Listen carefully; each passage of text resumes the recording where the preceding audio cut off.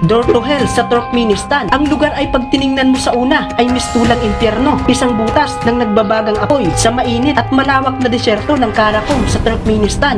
Malapit sa nayon ng Darvaza ay may isang butas na aabot sa 230 talampakan ang lapad na nagsimulang magliyab noong 1971.